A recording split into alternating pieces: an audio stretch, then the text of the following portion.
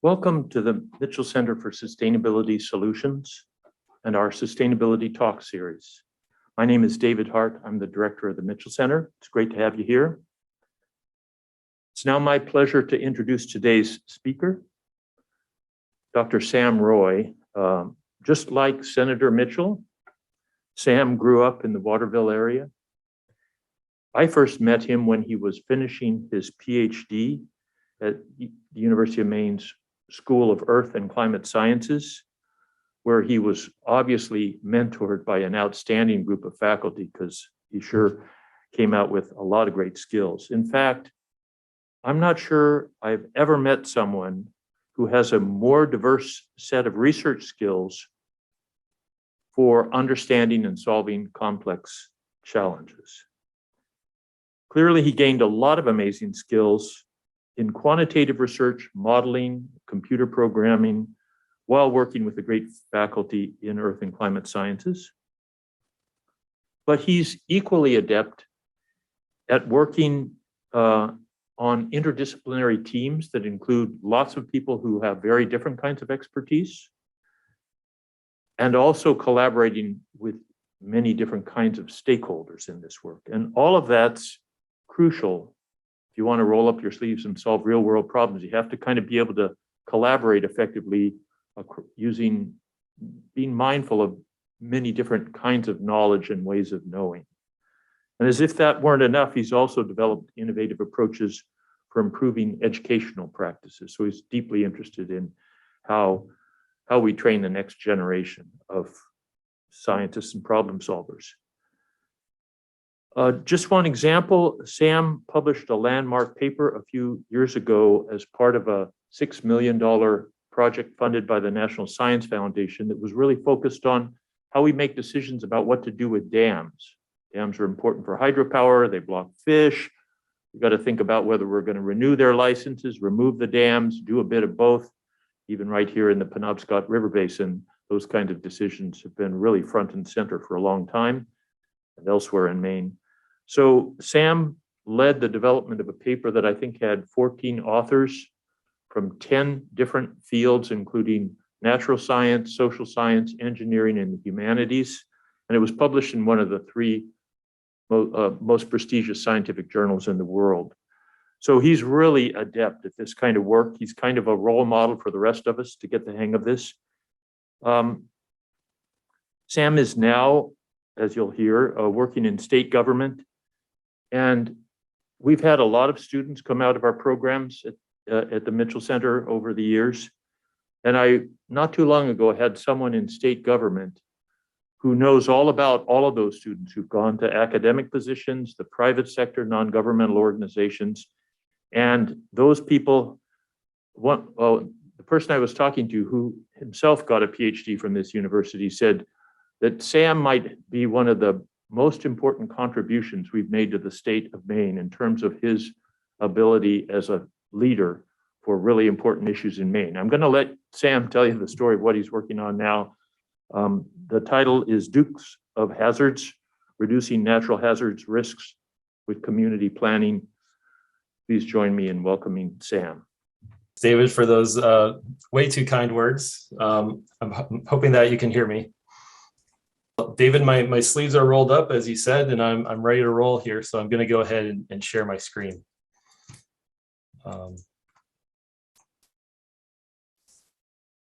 Okay. So as David mentioned, I'm Sam Roy. I'm the Natural Hazards Planner and self-proclaimed Duke of Hazards with the Maine Emergency Management Agency, or MEMA. I'm also faculty fellow with the Mitchell Center and the School of Earth and Climate Sciences at the University of Maine. And when David first reached out about me giving this talk, I wanted to really connect with the main tenets of the Mitchell Center, solutions-driven, stakeholder-engaged, interdisciplinary research. And I couldn't think of a better example than natural hazard planning or hazard mitigation planning that we do at the state level. And I really wanted to focus on community planning, specific ways in which the communities across the state can become engaged in this process and really benefit from it.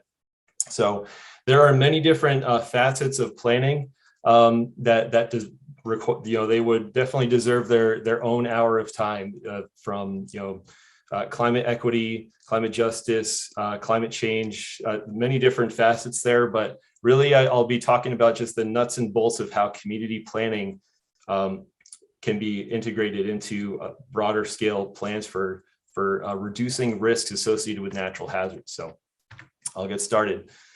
So first things first, what is MEMA? So we are the Maine Emergency Management Agency, and we were originally established under the Maine Civil Defense and Public Safety Act of 1949.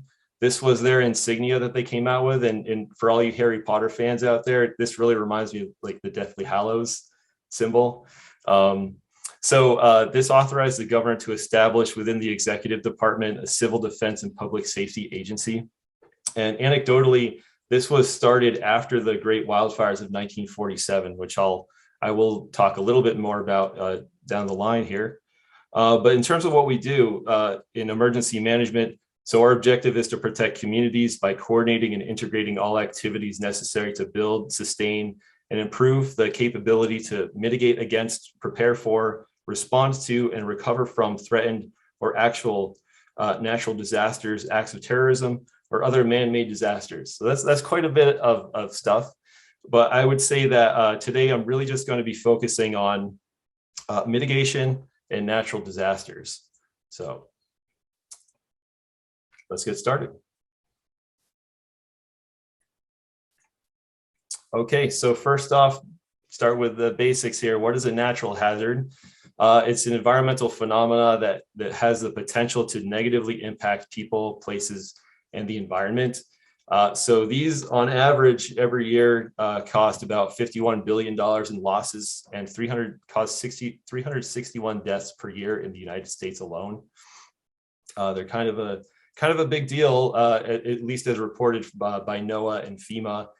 And I'll just give you a sense of what we're talking about in terms of what is a natural hazard. Some examples here. So hurricanes and floods, wildfires, ice storms, windstorms, yes, and even COVID-19. So that is a biological pandemic hazard that is filed under natural hazards. But today I'm really just going to be focusing on the things that we deem sort of a more traditional natural hazard. And that would be one example is flooding. So Maine has a very long, illustrious history of flooding. From anything from major ice jams to the flood of record from 1936, which was 2 hurricanes that became tropical storms when they reached Maine that dumped record-smashing amounts of rainfall in a matter of 2 weeks and led to like immense flooding across the state. This is an image from Lewiston. Another big flood happened in 87. Some of you may recall that. I was 2 years old at the time. There's these happen pretty frequently. There was one in 2008 on the Salmon and St. John rivers that flooded Fort Kent, unfortunately, but they have since mitigated the problem. We do see flash floods in state. In this image right here, that's sort of characteristic of a flash flood, where you receive a significant amount of rainfall, highly localized in an area. It overwhelms the infrastructure. For example, there was a culvert here that got completely washed out. And for Roque Bluffs, in this example from last year, the whole town was actually disconnected because both roads out of town were washed out like this. And it took hours for the Maine Forest Service to come in and put in temporary crossings for people. And, we get spring nuisance flooding that becomes a bit more of a nuisance sometimes, especially when ice jams are concerned.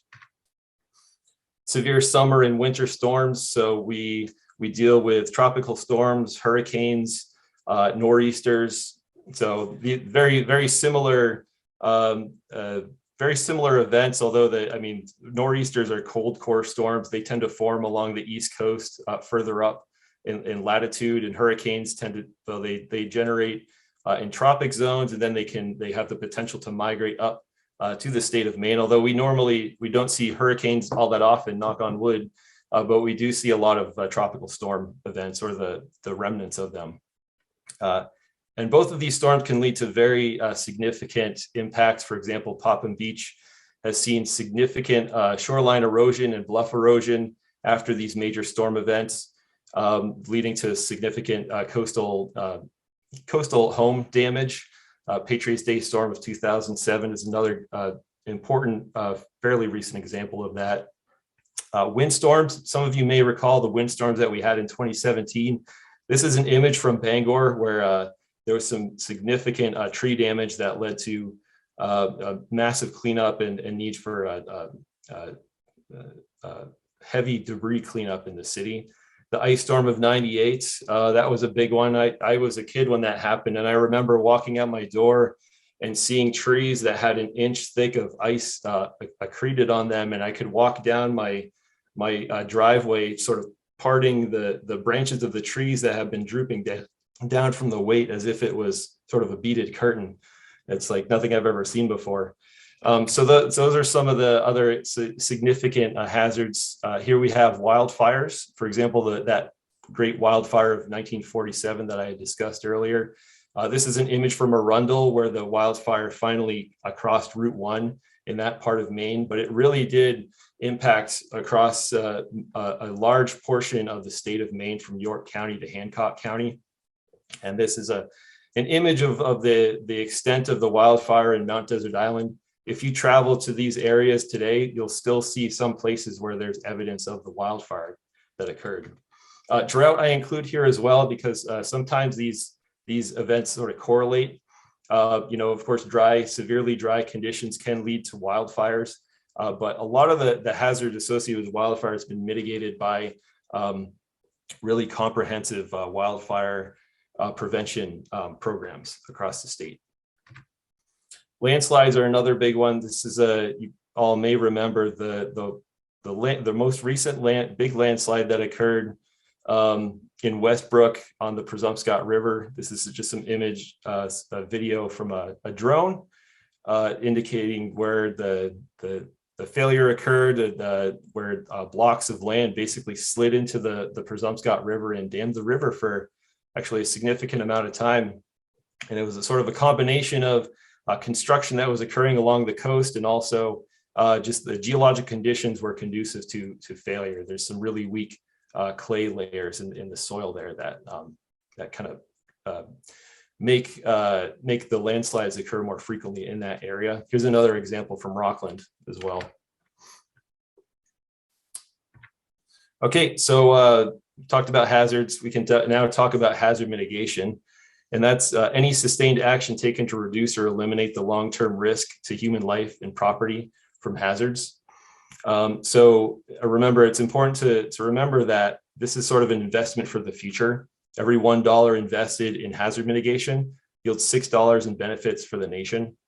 That's after some comprehensive cost-benefit reviews conducted by FEMA across the entire nation. So Mr. Elon Musk is here to help us identify appropriate hazard mitigation actions. These are just a small number of examples that count towards hazard mitigation. For example, if your home is in a floodplain, you can raise it above the base flood elevation plus 1 foot. That's an excellent way to prevent your home from being damaged by floodwaters. You can relocate, or you can just not buy a home in a floodplain in the first place. Do your homework when you're looking for a place to live. You can also invest in flood insurance as well. The National Flood Insurance Program is there to assist with that. Culverts they count towards hazard mitigation as long as you're cognizant of the need to increase the size of a culvert to allow natural flows and to assure that you won't have the same issue that Roque Bluffs had, where the culvert was just undersized for that severe a storm event. Here's another example for wildfire. I'm not talking about the response here, but I'm actually talking about how there are no trees near this home. This is known as defensible space. It's just an effort to reduce the amount of fuels nearby a home so that there'd be prevention of wildfires jumping onto a home and damaging the home. And there's sort of an added benefit there for wind damage as well, in that the home would not be damaged by trees falling nearby because it's just out of reach. Noah's Ark, not really hazard mitigation. You know, it did a lot of good, of course, according to some people, but it's not a sustained action taken to reduce or eliminate long-term risk. So what we're really interested in is infrastructure that has a sustained benefit for communities beyond just one generation. And finally, there are other components that in emergency management that are very important, but they don't count towards mitigation. For example, fire departments, ensuring that the fire departments have access to fire trucks and other important infrastructure, communication towers, cruiser vehicles, things that are really important in response, but are not necessarily counted as mitigation. Mitigation, the idea there is that you're preemptively attempting to reduce the potential damages and injuries associated with a natural disaster. Things like response, this is for when a disaster has occurred or is occurring, and you need to have an efficient response in order to reduce loss of life and damages. Okay, so why develop a hazard mitigation plan in the first place? Okay, so this is sort of it's a structured process. FEMA actually has regulations to support development of hazard mitigation plans. They have standards. And if you follow those standards, the plans are meant to prevent injury or loss of life, to prevent damage to existing and future community assets, to reduce cost of disaster response and recovery. As I mentioned before, $1 invested in mitigation yields $6 in benefit. And probably the most important two things here is that they advance other community objectives. Think about how often disasters could impact plans for community developments or economic planning or capital improvement plans or budgets for the town. Some of these disasters may occur without any prior notice. So it's always important to incorporate emergency management and hazard mitigation into your planning process. And FEMA also makes it, they also provide resources for conducting and completing these hazard mitigation plans, which I can talk about now. These are some numbers from 2021. So there are a number of different funding programs made available through FEMA that support those hazard mitigation planning efforts. One of the big ones is building resilient infrastructure in communities, where there's competitive funding at the national level, but also funding available at the state level to support all planning efforts. So there's a lot of resources that could be tapped into, but they're only available through the development and update of these hazard mitigation plans. So it really behooves communities to become engaged in this process and to really contribute their knowledge to these plans. And like I said, communities are the foundation of mitigation planning. They're kind of a big deal. So communities, they understand their hazards. They're able to identify local risks. They're able to develop actions to mitigate the risks. They know, and they're able to come up with different projects and different alternatives that could mitigate those risks that they've identified and that they've seen from previous events. And they are the ones who receive the funds to implement whatever actions they come up with to mitigate those risks. Just to get a better sense of how things are connected here, communities are really sort of the wellspring of where things begin. They work with counties, and the counties combine information from the communities into a county level hazard mitigation plan. I'm at the state and I provide technical assistance and review assistance for those hazard mitigation plans. And I send these to FEMA, but I also work closely with FEMA and other federal and state agencies to ensure that we're gathering as much valuable information about natural hazards as we can. So yeah, so I'm going to go through the basics of hazard mitigation planning here. So as Bob Ross shows here, your local hazard mitigation plan should be a masterpiece. And I like to think of the hazard mitigation plan as consisting of different nested components here. So the planning process is really just how are you going to assemble your plan, or how are you going to assemble your planning team? The risk assessment is to identify those hazards that impact your community, the vulnerability and the risks associated with those hazards felt in your community. Capabilities assessment is what is the community currently doing in terms of ordinances, regulations, plans, budgets that will that will assist with hazard mitigation. Mitigation strategy is really the point where you've sort of gathered information about what risks exist, what capabilities you currently have, what sort of projects, what sort of actions would further mitigate natural hazard risk in your community. And finally, plan maintenance, which is really there to ensure that the plan remains up to date and continues to effectively serve your community. So jumping into the planning process here, the first thing to do is to determine the planning area and identify available resources. So just to confirm here, this is a federal process, and there are many communities across the nation that undergo hazard mitigation planning. Maine is just one example. In Maine, we follow a multi-jurisdictional hazard mitigation model. And what that means is that communities are all engaged in the planning process, and they work together along their sort of county borders. They work with their county emergency management agency in order to develop and update the plan and ensure that it's serving an appropriate purpose. There's a schedule to this. These plans need to be updated every 5 years. So from this map, I'm just indicating that there are some counties that have recently approved their plan. Others are in the process of developing and having their plan reviewed by me and by FEMA. And there are other ones in yellow here that are in the process of kicking off their plan update. You'll see that in Maine, yellow is highlighted. We have a state hazard mitigation plan as well that we're in the process of kicking off to update for the next 5 years. Okay, next step, assemble the planning team. So typically this is set up into a core planning team and stakeholders who provide information and support for the planning process. And there's a long list. There's no requirements for who could or who should be on this list. It just needs to be people who are interested in hazard mitigation. It's very important at least to have people who have authority over mitigation actions in your community be involved. So that would be folks who are public works directors or road commissioners or select board members or planners, or really anyone who has the authority to sort of come up with these plans and present them to the budget for the town.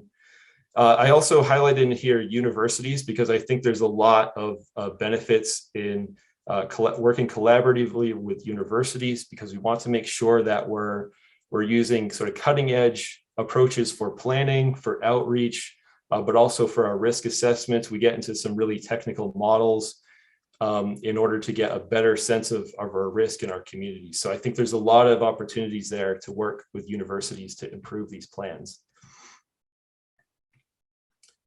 Okay. Yeah, one more thing, of course, is create an outreach strategy where this has been complicated a little bit by COVID, but a lot of it has sort of just transitioned to online through Zoom meetings, such as what we're doing right now. A lot of town meetings have sort of gone into Zoom or Teams or other virtual engagement approaches. Online surveys are really important. That's one of the best ways to gather information locally at the community scale about what sort of vulnerabilities have been identified in the town. And that could be anything from someone who lives on a road that it floods frequently in springtime when there's snow melt, to someone else who is in a bigger floodplain that leads to more serious damages. So surveys are also really important. Social media outreach is critical. There's a lot of opportunities for public engagement. These are public plans, and they're presented to the public for review, for comment periods where anyone can really jump in and provide comments or suggest revisions to the plan itself to ensure that it's serving the purpose of the community. Okay, so risk assessments. First, to define risk is the potential exposure to danger, harm, or loss. Communities that are vulnerable to injury and damage from naturally occurring hazards hold some kind of risk. And you can think of risk as the product of the hazard, which we had already talked about with hazard profiles, a potentially destructive event such as flooding or wildfire. Exposure, that's the location and attributes of assets that are valuable to the community. And vulnerability, which is the probability that assets will be affected, damaged, or destroyed by hazards. So the combination of those things is risk. And I'm a modeler, so I like to think of it as sort of a systems model where we're tapping into different data resources for exposure, such as building assets and how they're distributed across the landscape, hazard overlays from various different natural hazards, and vulnerability of those hazards as well. So there's a lot to think about here, but it can be as complex as you want, or you could instead go with a more qualitative approach as well. There's a lot of sort of acceptable approaches to developing your risk assessment. Hazard profiles are the foundation of the risk assessment. So this is where we really just talk about those hazards that are the main motivation for the planning in the first place. These hazards occur and they pose a risk to our communities. So it's up to communities and others, other sort of content knowledge experts such as myself, to help determine where these hazards occur, so their locations, the extents, and by extent I mean sort of the magnitude. So how deep do floodwaters get in this location, or how large, what's the largest magnitude earthquake that's been felt in this area? The probability of occurrence, that's where historic knowledge from the community is really valuable. If someone has lived in that community for a long time and they have a good sense of the recurrence interval of different flood levels, it's really important. But those are also resources that we can get from the National Weather Service and USGS, who keep track of peak flow conditions, for example. And historic events, just sort of tapping into those historic events, and you could even come up with a narrative or a story behind some of these hazards. And sometimes that's the best way to communicate what has happened to a community. And also, of course, we always need to consider vulnerability of old, new, and future development. So things are not static, and it's important to consider where the location, extent, probability, and historic events, where have these events occurred, how great is their magnitude. You really should consider that when you're developing in your community. So this is an example of a resource. For some reason, the image got a little messed up here, unfortunately, but this is a flood risk map published by FEMA, indicating regions of locations and extents of flood risk across their county in Saginaw County. Here's an example of a flood insurance rate map indicating the 100-year and 500-year floodplain for Augusta.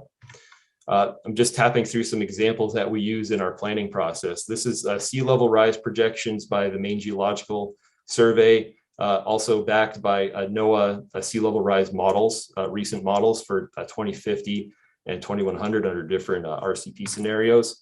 Here's a plot of storm surge inundation. So these are levels of inundation that would be expected under storm surge for different magnitude hurricanes or tropical storm events for parts of southern Maine. Hurricane tracks are also very important to consider, to just keep track of the number of events that have crossed through a community and their timing to get a better sense of recurrence interval. And wildfire risk. This is a readout from the Northeast States Wildfire Risk Assessment Portal, which is a brand new resource. It's very valuable, and it gives a sense of sort of that time averaged susceptibility to wildfire, but also provides some real-time information too. Also, Maine Geological Survey provides information on inland and coastal landslides. Here's an example from Mount Katahdin.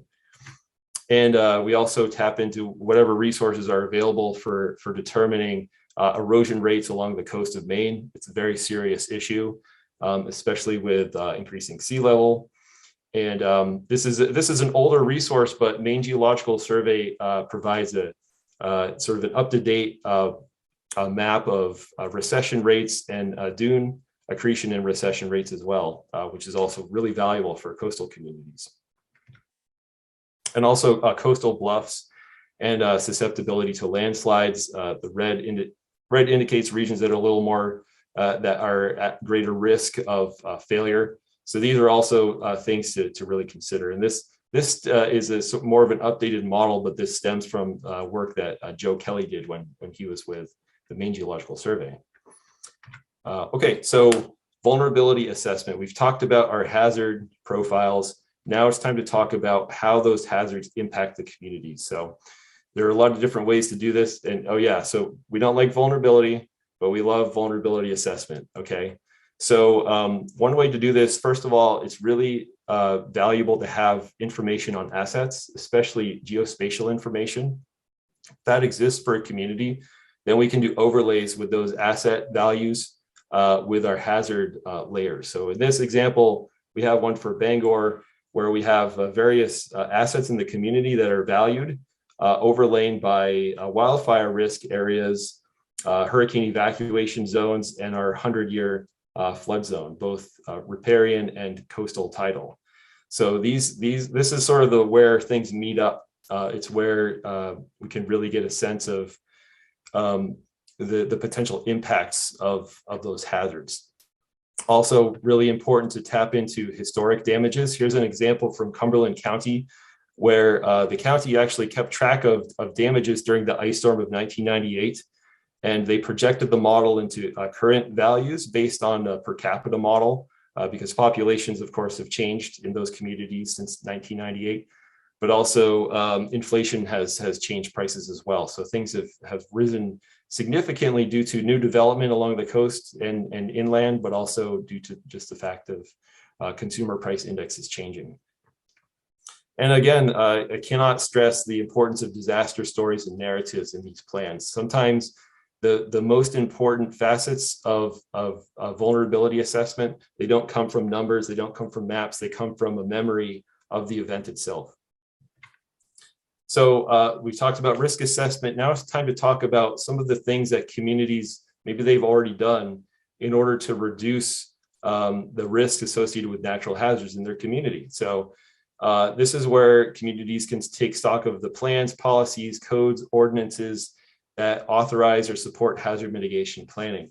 And there are some that are pretty common across all communities, but each community is different. They might be engaging in different activities, but a lot of communities participate in the National Flood Insurance Program.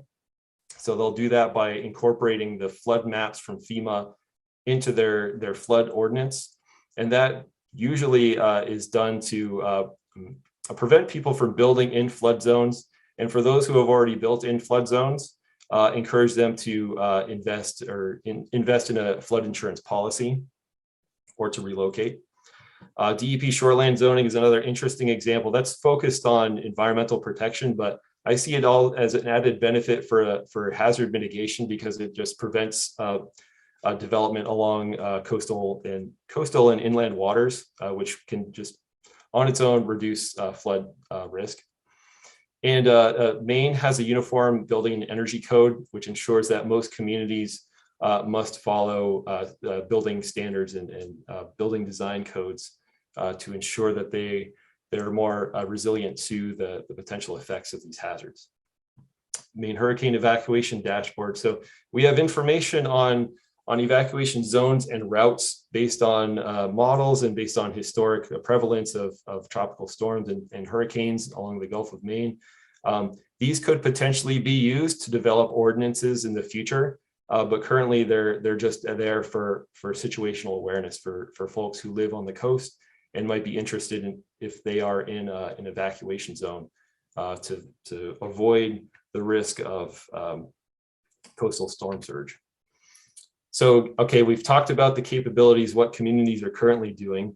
Now let's talk about the mitigation strategy. It's more about what the community could do to further reduce risk in their neighborhoods. So this consists of mitigation goals, which really just sort of connect with the motivation for hazard mitigation planning in the first place, which is to reduce minimize loss of life and reduce damages associated with natural hazards. Mitigation actions are really where a lot of the emphasis is for the mitigation strategy component of the plan. So those are really just examples of how communities will reduce long-term risk, and each community needs to come up with at least one mitigation action. In the upper left corner here, we have a map of Maine indicating the locations of about 2,200 different mitigation actions that have been either implemented or planned, or there is intent that have been reported in the hazard mitigation plans for those counties. And it's really interesting. These can be for any sort of hazard that are profiled, but I just provide some examples here. For example, a good mitigation action could be to amend zoning ordinance to permit only open space land uses within floodplains. That's what we talked about, making sure that development stays out of floodplains. Improve culvert size to allow natural flow conditions and prevent overtopping floods and erosion. Think about what happened in Roque Bluffs with that flash storm. This is something interesting that we did with Cumberland County, where we took their mitigation actions, we mapped them out, and we overlaid them with different hazard layers, so that our 100-year flood zone, so that those flood zones that have a 1% chance of flooding each year, Category 2 hurricane inundation zone, which hasn't happened to Cumberland County, fortunately, and our sea level rise projection for 2050. So we validated a lot of these sites based on their overlap with these hazardous regions.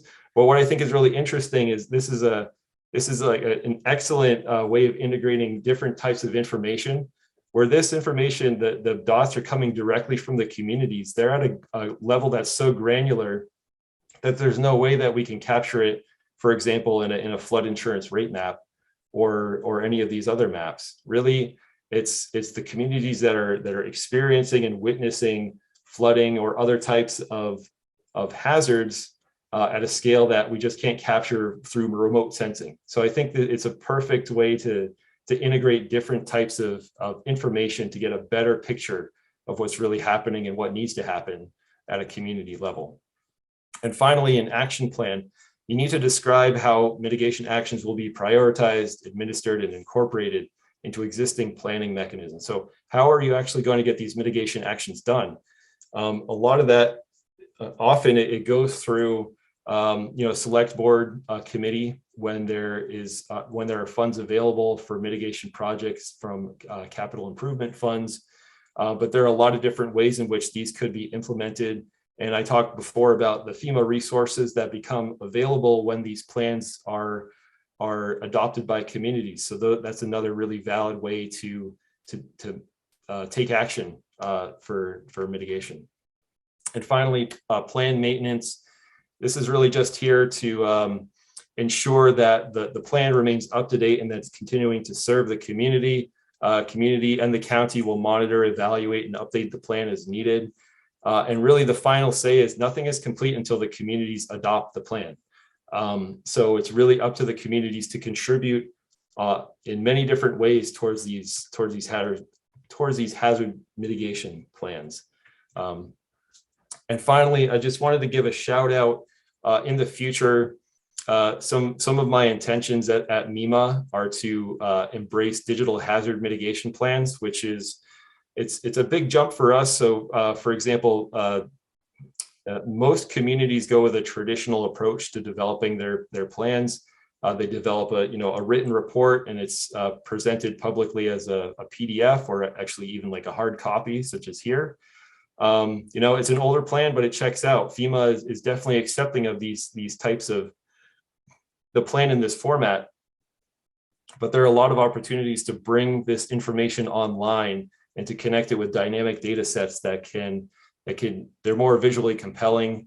It's way more likely that people will take a look at the plan and to learn something from it through many different online resources. This itself is not a hazard mitigation plan, but it is a resource that we have made available through MEMA to communities who are interested in learning more about hazard mitigation associated with hurricanes and hurricane evacuation. So this is one facet that is available to communities for developing their plans.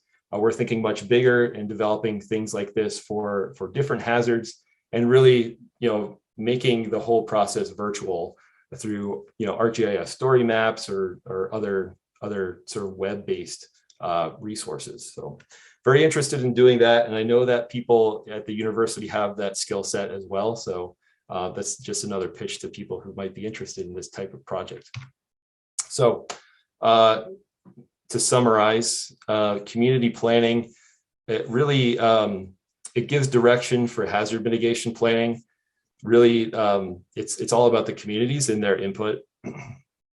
Communities provide valuable and unique information on local risk. Like I was showing before, there's really the types of information that you can gather from the community. It's impossible to get in any other way. And it does definitely fill the gaps for those other resources that might be easy to get your hands on. And they're accepted by FEMA, but they may not get at all of the risk that is felt by the community. So very important to engage in that process. It's the only source of information that actions that mitigate risks. So those mitigation actions, they're developed by the communities. They're developed by the people who are impacted by those hazards. And they're the ones who come up with the projects, and they come up with alternatives, and they scope out the budget. And yeah, they're really in charge of seeing those plans go from start to finish. And it's a very long and challenging process, which is yet another reason to be engaged in this hazard mitigation planning process, because it definitely dramatically improves the likelihood of funding for those projects that they come up with. And it also ensures that these hazard mitigation plans serve their communities well. So it is more than just the funding opportunities that become available here. It's also very much about whether the community is well represented by this hazard mitigation plan, and if they've seen progress towards reducing risk in their community by participating in the plan. So again, as Ron Burgundy said before, community planning, kind of a big deal. Okay, so I wanted to spend the last little bit of time here on education, well, opportunities in planning and emergency management for education and potential careers. So I didn't really expect to jump into emergency management. You know, when I was a PhD student, this is sort of a non-traditional track, but it really got my interest. I'm really enjoying the work. It's just interesting because you immediately become a jack of all trades, and whatever you can't do, there are people who are so willing to help you that it's like an excellent example of teamwork. So at MEMA, we have a lot of different professionals who assist in different ways. Of course, I kind of went through the different responsibilities that MEMA holds. And there's a lot of ground to cover, and we all sort of get involved in different ways. You know, my main responsibility is with hazard mitigation planning, but I also work in response, and I also assist with recovery and preparation as well. So and preparedness as well. So there are a lot of different ways that you can sort of bleed over and share your skill set and learn along the way. There's a lot of training opportunities too. I also wanted to provide information if anyone's interested in emergency management and pursuing that in an academic realm. I highly recommend the Trauma-Informed Emergency Management Master's Program at University of Maine, Augusta. This was established by Dr. Katie Corlew, and I've assisted in lecturing in some of the courses in there. It's a full program. And it's pretty excellent. And there's a lot of really very capable people teaching in that program. So I'd highly recommend it. If you're interested, just reach out to me and I can get you in touch with Dr. Corlew. I just showed a small number of examples of disaster events in Maine and the types of mitigation projects that are being conducted at the community level to reduce the future risk of those hazards. But a lot of those, there's a huge potential for those to become capstone or graduate projects, I think. There's a lot of project planning and scoping that a lot of times they just feel like a really good, capstone or master's or even PhD project where more information is needed on the hazards that are causing the damage, or could potentially cause the damage. That's another important thing to consider, is that we don't base everything on historic events. We're also able to incorporate, what if scenarios in modeling, where we could have, we could design a model of a 500-year storm event or something that's never occurred before, a Category 3 hurricane impacting the coast of Maine, and just getting a sense of sort of the end member impacts of those massive events. So there's a lot of different ways in which we could interface at the university level too, I believe. And I also wanted to plug the 2022 Maine Prepares Conference, which is occurring at August 31st to September 1st. The theme this year is Rediscovering Readiness. Internships, there are internships available through MEMA. We normally go through the Margaret Chase Smith Government Summer Internship Program. If you're interested, let me know and I'll try to connect you with the right people. And maybe you're not interested in mitigation, you're interested in different elements of emergency management. I'd be happy to connect you with other folks at MEMA about that. And also we're developing a pilot internship project with the Climate Institute to staff county EMAs with interns. So I'll let you know how that goes, but it looks promising so far. In terms of careers, Penobscot EMA is looking for a GIS data manager. So if you're a GIS whiz like me, I'd highly recommend applying to this position. Penobscot EMA they're fantastic to work with. And if you got that job, you'd be working closely with me. So hopefully that's a good thing. And there are other open positions at MEMA as well. So with that being said, I think I'm at the end of my presentation here. So I guess I'm going to go ahead and open it up to a conversation. So I'm going to stop sharing. Okay, there we go. Any questions? Cool. So let's first, Linda, I don't know if I'm taking your space here, but let's thank Sam for a great talk.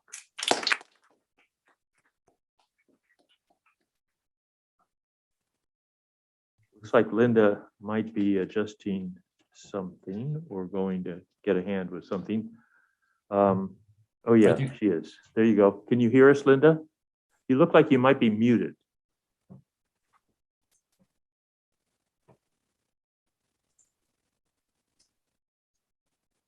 I'd also note that there are a couple of questions in the chat that I could, if you want, I could sort of get started on those. Yeah, let's see. Linda, can you hear us? Yeah, we can't hear you yet, but maybe that's what Carol's going to take care of.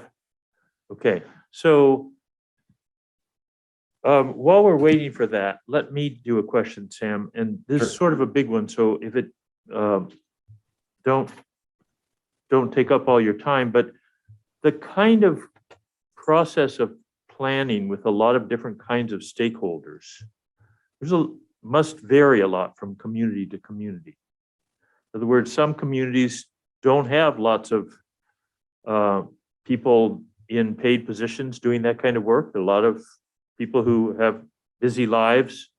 What are you learning about differences among communities and how they deal with the fact that some have a lot more capacity, if you will, to do this than others? Yeah, I mean, that is absolutely true. And it is different. I showed the map with the counties, and though there are some core things that are very similar in each county, there are so many things that are different, like Aroostook County versus York County versus Kennebec County. They have their own processes for completing the plan. They add their own flavor to it, which is great. That's important because each community is different and should be represented appropriately. But there are challenges too. Like there's not a lot of support at that community level. So there are many people who are involved in the planning process that wear, 3 or 4 different hats in their community. So they might be the road commissioner, but they're also on the select board group. So or they might be like the auditor or the code enforcer. Yeah. They might be the dog catcher, who knows? So there's a lot of different ways in which people can participate. I guess that was kind of my pitch for this, is that it doesn't necessarily have to be everyone who has authority in the community. It could be anyone who's interested in the process or anyone who has a story to say about how hazards have impacted their lives, or anyone who has ideas or has kind of made informed decisions about their own practices for mitigation on their own property, for example. So that, I guess I would kind of twist it that way a little bit, and just leave it open, because you're right, it's imperfect, but it will never be perfect. We're really just hoping to get a greater amount of engagement for every county. And part of that is the sort of the digital hazard mitigation plan approach that I talked about, hoping that will make it easier for anyone to get that information at their fingertips. Great. Hey, Linda, it looks like you might be set up now. Is that true? Yes, I'm in Carol's wonderful office. Good for you. Well, that's what I call adaptive capacity. Oh gosh, oh my, lots of stories about it. But Sam, first let me just say what a delight it is to hear you and to hear what you're doing and to know all the great things that you're doing. And I've got a bunch of questions, but we've got some really interesting questions here that people have asked. So if I could, I'd like to ask the first one, which is about FEMA flood maps. And so it says, do you think FEMA flood maps are adequate for planning for future flood events, given the accelerating impact of climate change and sea level rise? What regulatory tools do we have that are more forward-looking? Yeah, thanks, Troy, for that question. You're absolutely right to sort of question that, because I mean, currently FEMA flood maps, they don't incorporate sea level rise. So it's challenging to use that resource alone when planning along the coast. What I will say is that we always attempt to connect communities with best available information, and where the FEMA flood maps are the only thing that exists, that's kind of what we have to go off of. But there's good news. So currently there was an RFP sent out by Maine Department of Transportation to map the entire coast of Maine to develop dynamic flood models that are based on not just sort of like, it's not a bathtub model. It's the impacts of sea level rise and coastal storm surge. So those, once implemented, those would be the best available information, the best available source for coastal planning in terms of flooding. And that I'm very eager to get that information out. But yeah, we really just try to use whatever data are available. If FEMA flood maps are the only thing we have, that's what we use. Just before your talk, I was on a Zoom meeting that I wish everyone who was on that meeting could have heard your talk now. This is a project funded by NOAA, and it is working with a whole bunch of different states to look at what DOTs and other agencies are doing to really use natural resource sort of opportunities to deal with things like flood risk, and to look at what's happening to roads and bridges. They would be so interested in what you're doing. Do you have 2 or 3 things that you think are takeaways from your talk, that people who are in these are leaders from all over the US in states that have coastal areas with roads and other things near the coast? I would say, I mean, the most important thing is to get connected and to communicate. So come up with some objectives and reach out to, for example, at MEMA, I think of us more as like a communication hub or a coordination hub, where we try to have answers for people. We often don't, but we know people who do have answers for you. So that's, I think, is a really important thing to do, is first get engaged with folks, and you can cast the net wide at first and start to learn who really are the people that have the information, the specific kind of information that you need. I think that's really important to get connected. Have a consistent message for people when you're communicating with them. What are your goals in this process? And I mean, if you don't already have a plan together, the plan should sort of feed into those goals. That's kind of how you develop the goals, is go through the planning process and really find out comprehensively what your community needs. Have a good sense of what you're looking for and what's needed. And you may not know that at the start. It's very much an iterative process. So I guess the third thing is expect that. So expect that this is going to be a recurring thing, and that you will need to be always working on this. So there's always an update to the plan. There's always an update to your findings. So yeah. Thank you. Another question is, it's sort of a comment, but also a question. It says, looks like Aroostook and Saginaw counties have completed hazard mitigation plans. How long will it take for the other counties to finalize their plans? And keep in mind that we have a great opportunity to construct mitigation projects and infrastructure funding in the near term. So the sooner the plans are completed, the better. Yes. So that's a very important question. So it's not that there's no county that is sort of like slacking here. It's definitely, it's a rotating process. So each county has an active hazard mitigation plan for 5 years. Their schedule for updating, each one sort of differs. I did just go through 8 different hazard mitigation plan updates, and I will say that a lot of those red counties will be green very soon. But it's an extended process with FEMA review and everything to ensure that these plans get up to the standards that are required. And also it takes time for all those communities to adopt the hazard mitigation plan as well. But you're right. And another thing is that you don't necessarily need to wait. It is a good timing to sort of schedule with the update of the hazard mitigation plan, but it is also possible to amend a hazard mitigation plan or update it sort of midterm if there are some major changes in your community.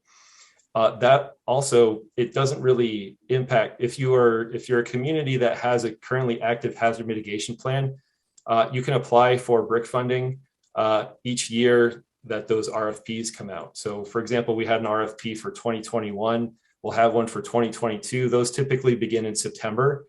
So mark that on your calendars, because that's a really valuable resource to connect with. As long as your community is covered by a hazard mitigation plan, you are eligible for applying to those funding resources. Very, very helpful. An interesting question. Maine is considered as one of the safest states in the country. Maine is also famous for its strong independence of local government planning. Are these characteristics that make your job challenging? No, I wouldn't. I think of it more as entertaining, I think, because I mean, I was talking to David about how each county is different, and definitely each community is different. I learned something new every day about how different communities operate. And sure, there are a lot of similarities, but there are also a lot of differences. And it's really up to the communities. If this is something that's worthwhile to them, if they see value in this, they will get engaged.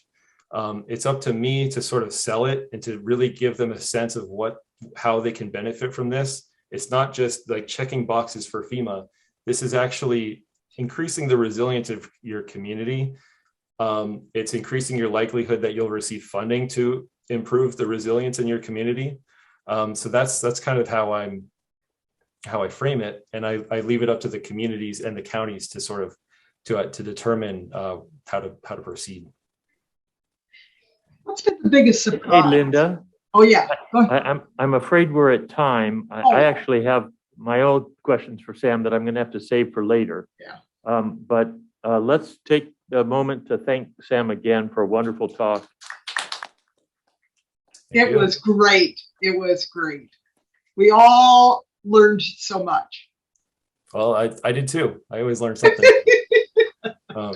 But if you can save the chat, like I'd like to answer some of those questions by email if I can. So if there's some way to thank you. Save the You chat, bet. We'll save it for sure. All right. Okay, Sam, thanks so much. Thank you. Thanks, everybody. Thanks. Take care.